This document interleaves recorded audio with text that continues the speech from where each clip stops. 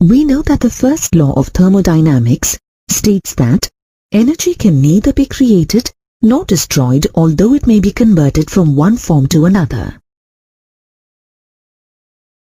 We also know that the transfer of energy usually occurs due to heat, Q, or work, W.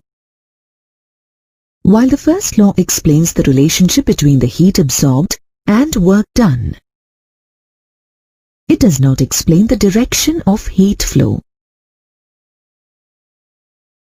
For example, if we keep a cup of hot tea in a room, the law does not indicate whether the heat will flow from the hot cup to the cold surrounding or vice versa. The law only tells us that if a heat transfer process has occurred, then heat energy gained by one substance would be equal to heat energy lost by the other substance. If we observe closely, we'll notice that there is a natural direction in which processes take place.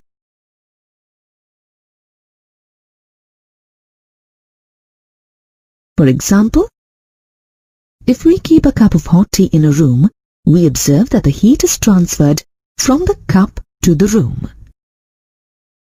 Thus, after a while, the hot tea cools down. Keep a cup of tea, which is at room temperature. Will the heat from the surrounding heat the cup?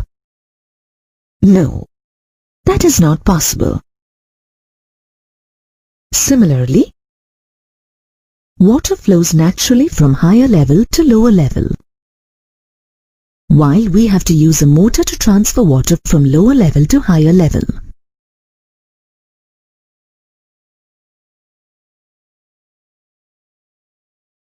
But why do these processes occur in a particular direction? The first law of thermodynamics does not answer this question, because it does not consider the feasibility or spontaneity of a process. A spontaneous process is one that proceeds on its own without any external influence. For example, if ice is left out at room temperature, it melts. Similarly, if we burn coal in air or oxygen, it will continue to burn naturally. Note that, in this case, a matchstick, an external factor is required to initiate the process. Once initiated, the coal continues to burn without any requirement of external factor. Thus, a process which under some given conditions may take place by itself or by initiation is a spontaneous process. Note, when we use the term spontaneity, it does not imply that the process occurs instantaneously or fast. It simply predicts whether the process has a natural potential to occur.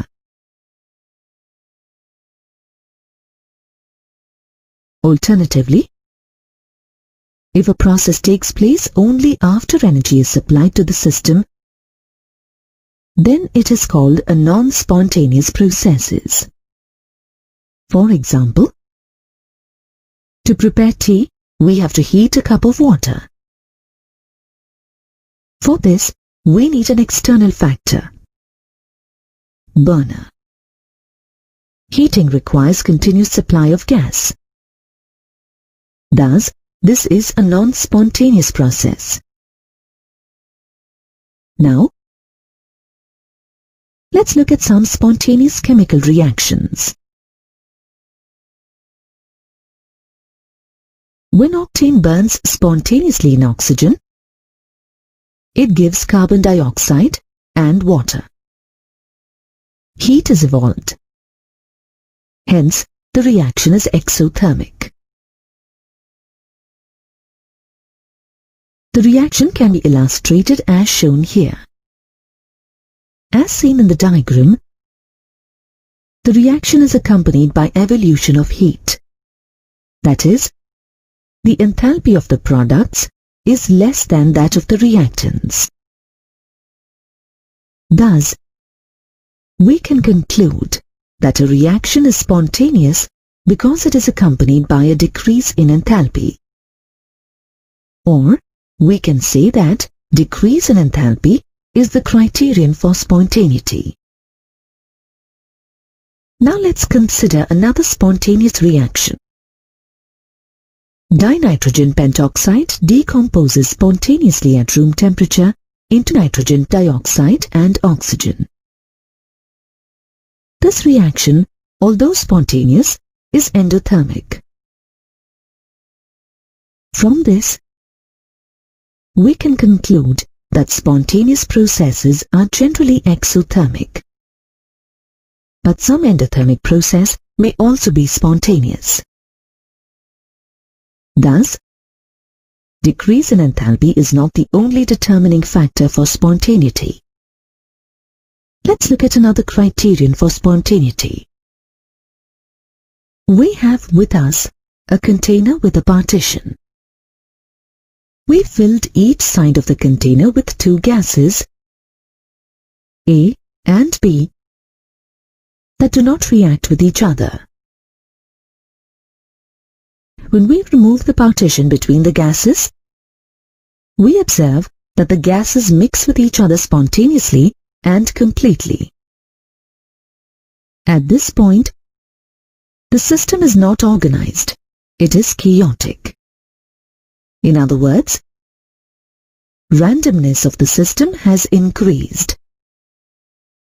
Thus, we can conclude that the tendency of a system to acquire maximum randomness is another factor that is responsible for the spontaneity of a process.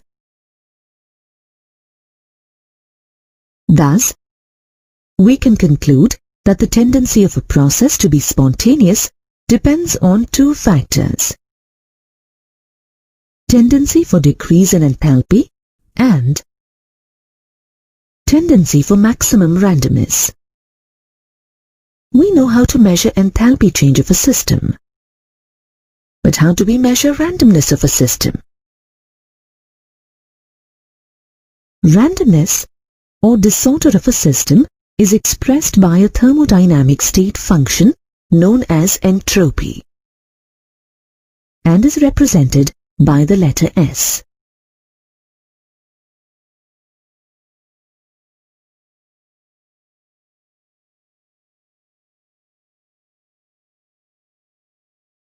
For a given substance, the solid state will have the lowest entropy, while the gaseous state will have the highest entropy. The entropy of the liquid state will be in between the entropy values of solid and gaseous state.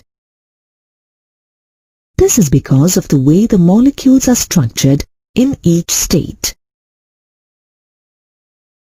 The entropy change of a system depends on the rearrangement of atoms or ions or molecules from the reactants to form the products. Greater the disorder in an isolated system, higher is its entropy. The change in entropy is indicated by delta S. Its value is obtained by subtracting the entropy of the initial state from the entropy of the final state. But during the process, there is also a change in energy of the system. So, let's see how entropy and heat are related. When a system absorbs heat, the molecules within it start moving fast due to increased kinetic energy. This causes a high amount of disorder in the system. If the same amount of heat is absorbed at lower temperature, the disorder of the system will be more than what it is at higher temperature. This is because at lower temperature, randomness is very less. So, as temperature increases, randomness increases. While at high temperature, the molecules are already randomly distributed. Thus, we can conclude that entropy change is inversely proportional to temperature. This is expressed as delta S equals heat absorbed reversibly divided by temperature T. Now, let's see how it relates with spontaneity.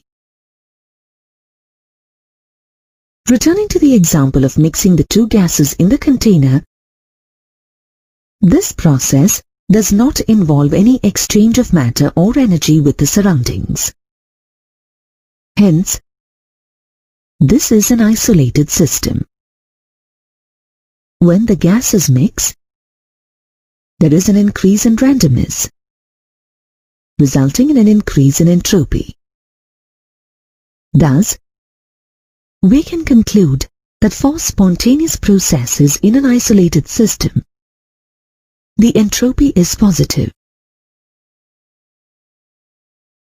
Now, let's consider the example of cooling a cup of tea.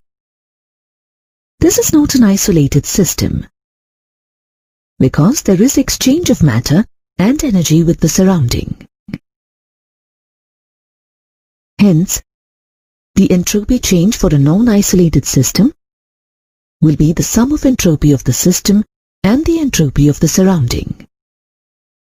Note that in both examples, the randomness or entropy keeps increasing until an equilibrium is reached. That is, the mixing of gases continues till a uniform mixture is formed and the tea will increase heat till it attains room temperature. From this, we can also conclude that the entropy of a system at equilibrium is maximum, and there is no further change of entropy. Thus, delta S is equal to 0 for a process in equilibrium. We can also conclude that the total change in entropy, delta S total, is the sum of entropy change of system, delta S system, plus entropy change of surrounding, delta S surrounding, and is greater than 0.